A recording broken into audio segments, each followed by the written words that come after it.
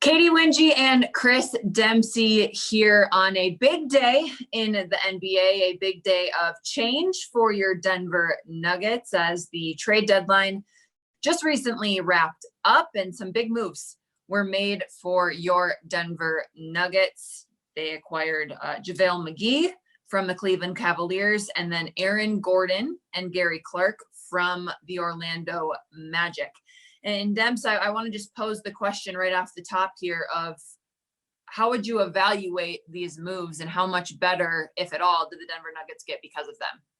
Yeah, so I would say this, if and executives are dialed in on this. The question, if you're an executive in the West and your team is a contending basketball team, the question is are you better than the Lakers? Can you beat the Lakers? And for the Nuggets, who are very well versed in this, they played them in the Western Conference Finals just a few months ago. This gets them closer to that goal. When you look at the Lakers, the size is something that stands out. Can you deal with that? The perimeter players that you have to try to keep out of the lane, can you deal with that? And so for the Nuggets, defensively, they took a step toward that. Offensively, they can just look at themselves as second to none if they want to, because that's just how good the offense is.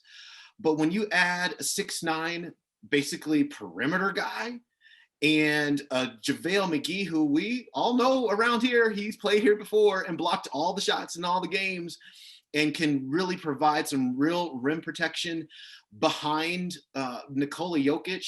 One of the questions, Katy, was what were they going to do at center? That was one of the questions kind of bubbling under the surface all season long. And they had Isaiah Hartenstein and they would play Jermichael Green at small ball 5 and Paul Millsap at small ball 5. So now you have a solution to that, an every night solution to that. So yes, I love what they did. And I think they have positioned themselves really well to get into a series against those guys and then be able to see their way through.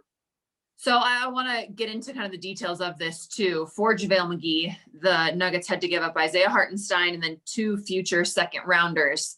And then with the Aaron Gordon and Gary Clark trade, Gary Harris, RJ Hampton, and then a first round pick.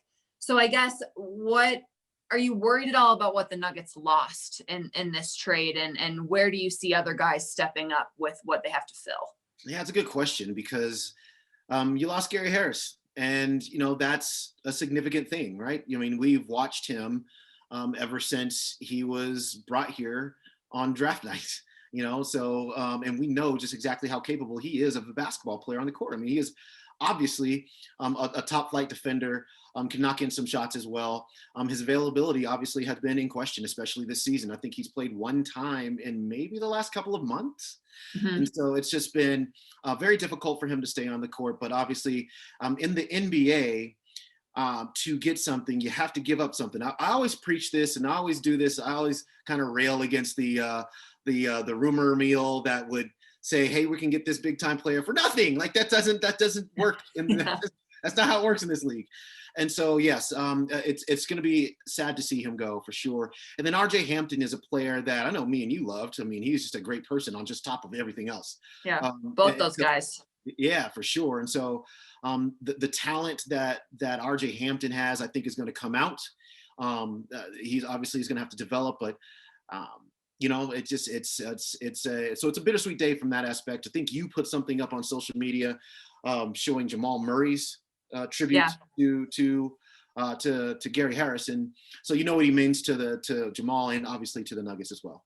Yeah, he just was such a glue guy. He was a quiet leader for the Nuggets, and obviously being the longest tenured player, he's seen this franchise at one of its lowest lows, mm-hmm. and now has been with the franchise and made some very critical plays to get them where they, ended up last season. So I think it's very bittersweet. It's like this Nuggets locker room was so close. It was a brotherhood. It was one of those things where like anytime you see a family member go, it's going to be hard. But like you said, Demps, it is a business at the end of the day. And I know that, Aaron Gordon obviously adds some defense for you as well. But for me, I was like, okay, I think that this has to speed up the development of PJ Dozier from a perimeter defensive standpoint. Obviously, Gary's been out, like you said, but like he's a defensive stopper. So in my mind, I'm like, who's going to be that guy now?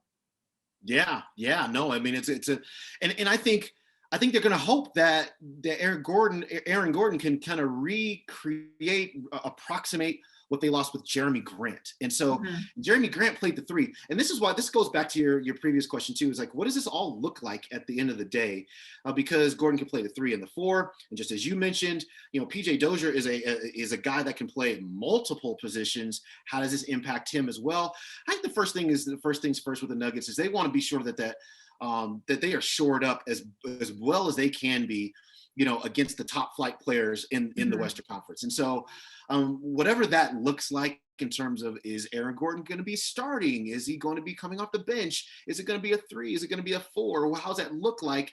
I think that's these next couple of weeks we're going to see a lot of different lineups. We're going to see all kinds of experimentation to find that out. And then behind that as well, how does everybody else fit in to this equation now as well? I mean, if you play him at the 4, you got 2 4s. Somebody is probably not going to play. If you put him at the 3, is he going to start over Michael Porter Jr.? No, he is not. So you have a player who started the majority of his career. Now you're asking him to come off the bench. And I don't know. I mean, he might just come on in and say, hey, listen, whatever you want, I'll do it. And that would be the best case scenario. But there's so many questions. It is a lot more complex than it appears to be. Yeah, change is hard, but change can also be good. So we just want to remind Nuggets Nation as we wrap up this video that it's going to take some time for this new chemistry to develop and to figure out where these guys are going to fit within an already very efficient and effective Denver Nuggets offense. And then we'll see if they can raise the level of the Nuggets defense on a more consistent basis as well. For Chris Dempsey, I'm Katy Winge. We look forward to seeing these new Nuggets in their Denver uniforms as soon as possible, and exciting things to come for Mile High Basketball.